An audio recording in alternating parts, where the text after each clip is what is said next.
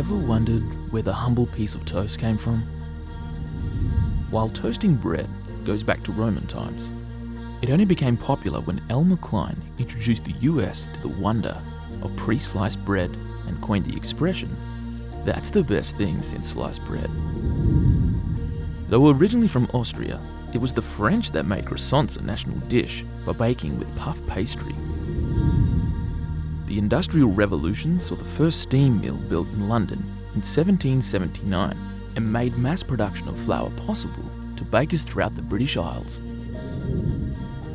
While the idea of dough, rolled and made into a circle, with a tomato topping to make pizza, was only 250 years ago.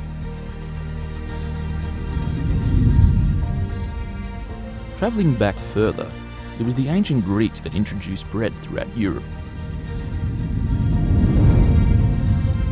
Naan bread originates from the Indo-Persian region. The word naan is a Persian word meaning bread, and quickly gained royal approval of India's Mughal era.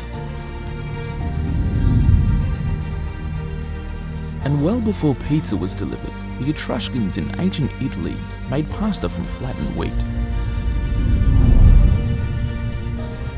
Unleavened bread was discovered in areas of Neolithic Turkey.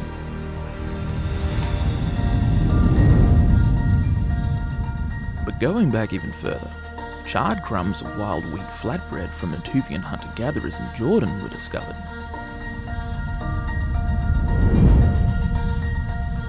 The ancient Egyptians were originally thought to have been the first to use wheat to make bread. And this is where our previously accepted journey of grain ends.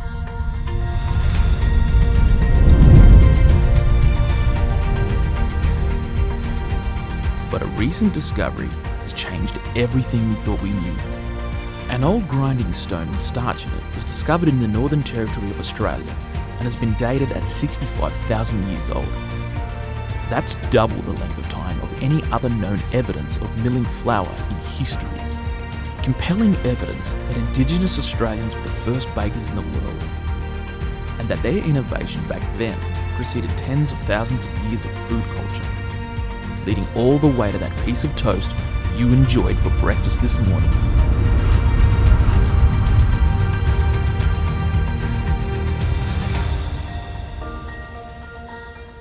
Join us on the journey as we celebrate the oldest living food culture in history.